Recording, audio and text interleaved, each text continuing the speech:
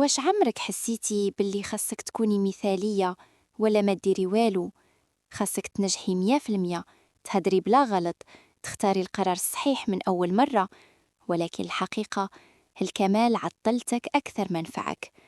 الرغبة في الكمال ما كتبانش دايما في شكل طموح، كتبان في التأجيل، في الخوف، في التردد. كتبان ملي كتقولي مازال ما واجداش، وملي كتقسي على راسك أكثر مما خاص.